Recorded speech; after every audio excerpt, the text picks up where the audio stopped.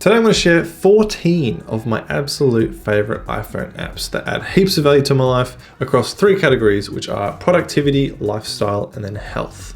All right, so jumping straight into the first category, which is productivity, let's talk about MyMind. Now, MyMind is kind of like your own personal Pinterest board, but you can save anything you want into it to read or watch later. And the best part about it is that it automatically tags everything with artificial intelligence. So you don't have to spend time manually tagging things or categorizing things into folders. You just literally throw it straight into MyMind, and then later on when you want to go back and look at it, or find it, you just do a search at the top of the app and the automatic tagging will have taken care of the rest. So for example, here I've saved a quote from Readwise and it's saved it as a quote image, and as you can see down here, it's actually even saved the color scheme. So if I like one of the colors, I can literally just copy the hex value by tapping on it, and it will also save the text. So if I search up system, you can see here it's got all the content that I've got with anything related to systems, which includes that particular quote. And I use MyMind mainly for saving videos that I want to go and watch later because it's searchable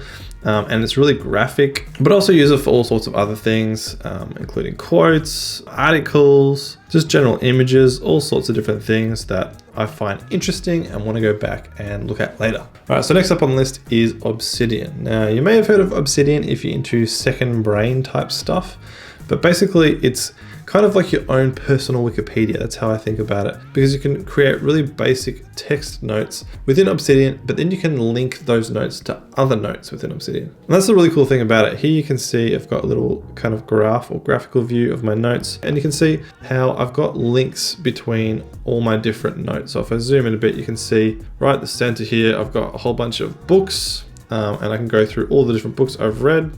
And you can see how they all link out to all these other books, and then you can see how those different books link to other notes that I've got in Obsidian. So in here, for example, I've got video ideas, and within my different video ideas, which I've got for my YouTube channel, I've got a note here, which is what's on my iPhone, which is this video right now. So if I tap that, again, it's linked to another note, which is a more extensive ideas list of that particular video. And then I've even got another link to a MyMind page or note, which has extra information just specifically, or notes that I've taken just about MyMind. This is kind of the power of Obsidian, is being able to link different ideas and quickly see the links between them and then collate all that information into something that's shareable.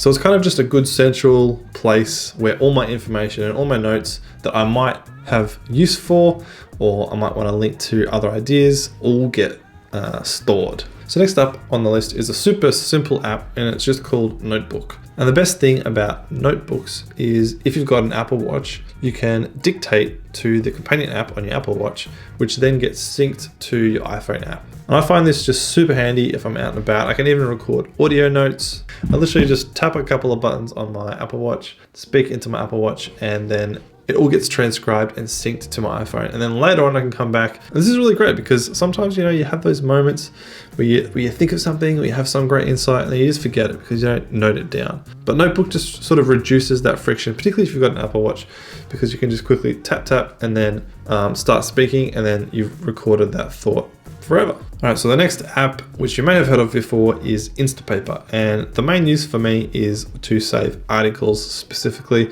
that I might want to go back and read later. I think the great thing is just it saves them in chronological order of how you saved the article itself. So if you've got a spare moment throughout your day, you can just go back and find the one that you wanted to read. And it gives you this really cool, simplified text reader without any ads or distracting information, which is really nice and a great way to read your information. And the other cool thing is that you can literally take highlights within the app. So if there's something particularly interesting that you hadn't heard before, you want to make note of, you can literally highlight it within Instapaper. And then Instapaper can again be synced to Readwise, which is the next app I'm going to talk about. So Readwise is kind of the central location for all of my highlights and notes from things that I'm reading.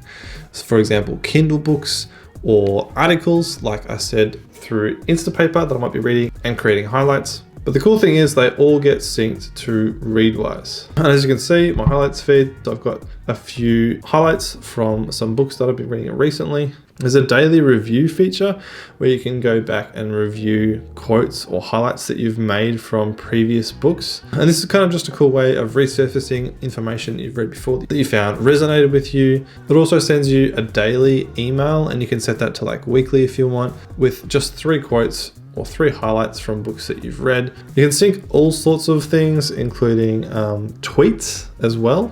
And the cool thing is you can use this to sync to other apps. So for example, Notion or even Obsidian. I use Readwise to sync all of my book notes to Obsidian, where I use them there rather than having to manually copy them across. Readwise just does it all for you. So I highly recommend Readwise, definitely check it out. So speaking of Notion, that is the next app on the list, and you probably have heard of Notion, but in case you haven't, it's kind of like a customizable website kind of that allows you to organize things how you like it. And it's just a great tool for organizing things, keeping track of things. My workplace uses it for organizing and communicating all sorts of information. And my personal main use is kind of like my video pipeline. So it's where all my up and coming video ideas go.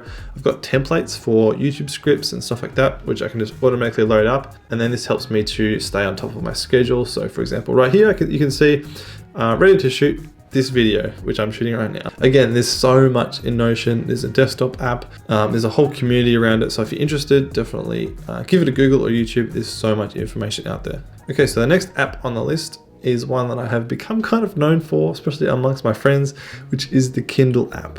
Now, I highly recommend Kindle. Of course, if you've seen any of my other popular videos, you'll know I really appreciate Kindles.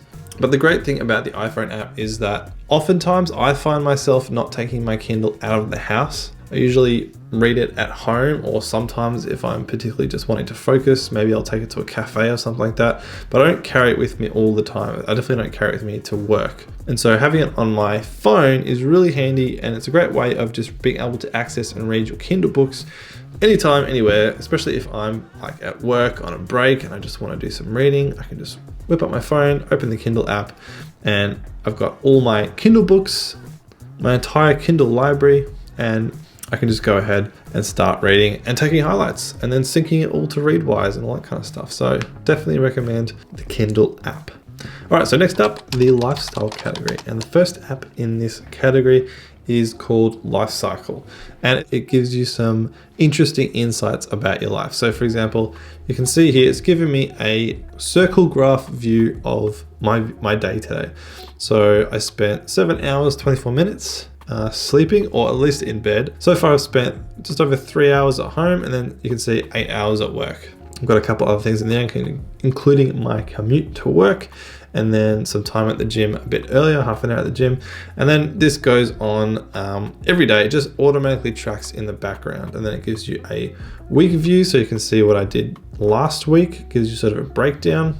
And then it also gives you a month view. Now, I haven't used this app for a year yet, but eventually it will give me a year breakdown. And I actually found it really interesting realizing that I probably spend in an average week about the same amount of time at home as I do at work, which I thought that I spent more time at work. So it's kind of interesting to see that I actually have more time at home than I thought, which is kind of nice, especially when I'm trying to make YouTube videos.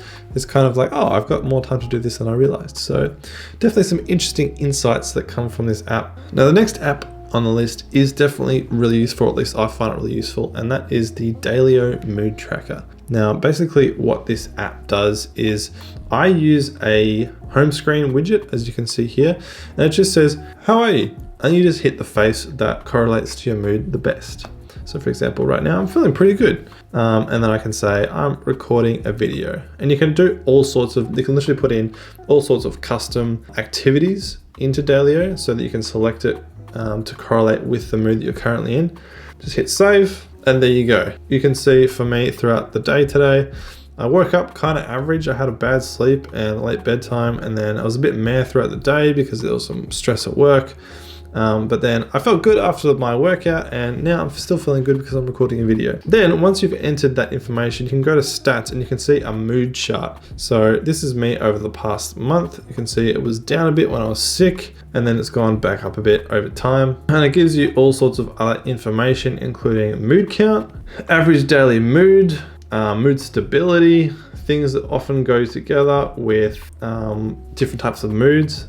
And then it even gives you weekly and monthly reports in terms of how your mood is going, which I find extremely useful because it just helps me to be aware of how I'm feeling. Because I think for me, I tend to be someone who ignores how I feel. I'm not that aware of how I'm feeling. I just tend to get things done. And so I found it just a really good way of being able to be more aware and a bit more in tune with how I'm feeling, and then plan accordingly. So I highly recommend Dalio Mood Tracker, especially if you're someone who isn't necessarily that in tune with how you feel. All right, so our third category is health. And I've definitely been trying to be more conscious of my health recently. So the first app on the list is Sleep Cycle. Now I use it in conjunction with my Apple Watch, but you can use it on its own. Basically what it is just a sleep tracker.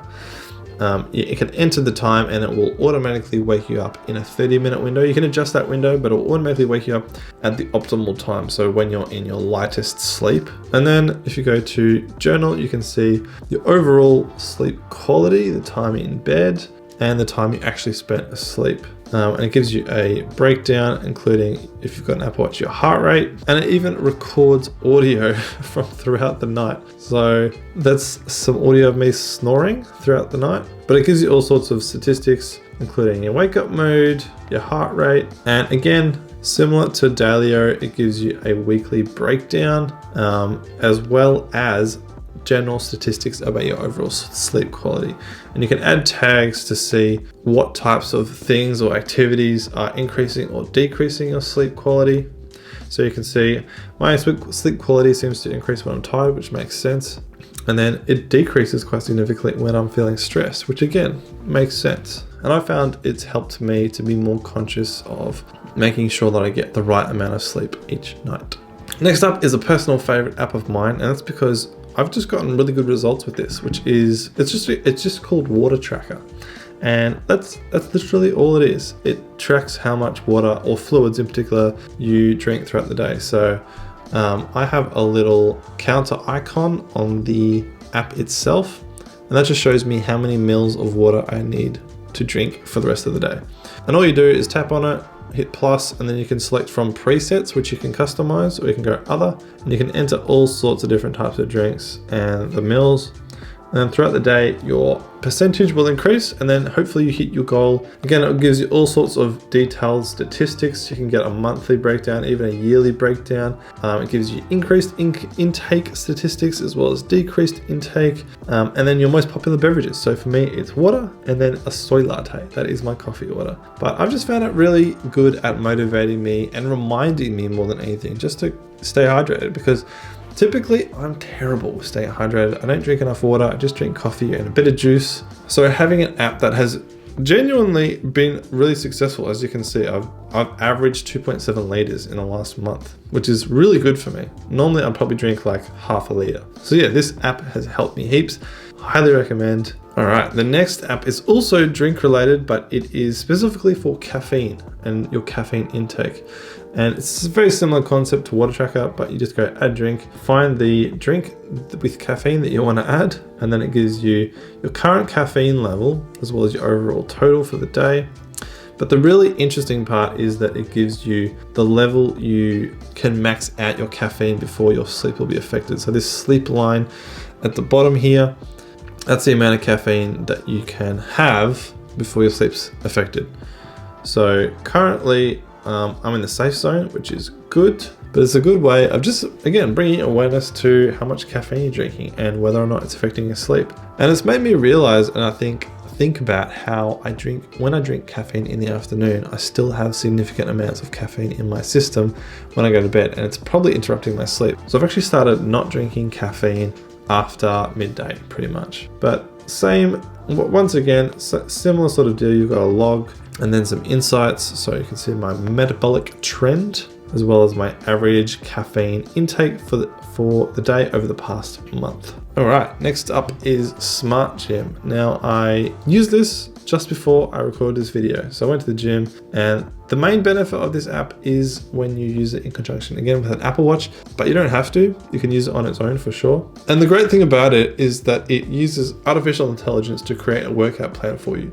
So you just put in your measurements, you put in how many days a week you want to work out, how much time you want to spend working out, and then it will automatically create a workout plan for you based on the information. I've found it to be really good so far. For me, I've got 2 routines, which I do 4 times a week. And then as you progress, as you do the workouts, it automatically suggests changes to your routine. Maybe you need more reps, maybe you need more weight, stuff like that. And I've just found that it takes all the guesswork out of working out. And it's just a great way of tracking your workouts. Again, all sorts of detailed statistics that you can look at and dig into. But it's just a great overall gym workout app. So there you go. That is all of my absolute favorite apps that I use on a regular basis. Let me know in the comments if you've got any recommendations for really good apps. I'd be really keen to hear them. I'm always on the lookout for new apps that can help improve my life. Don't forget to check out our video just here, or our playlist with some of my other videos just over here. Other than that, I hope you have an amazing day, and I'll see you very soon in the next video.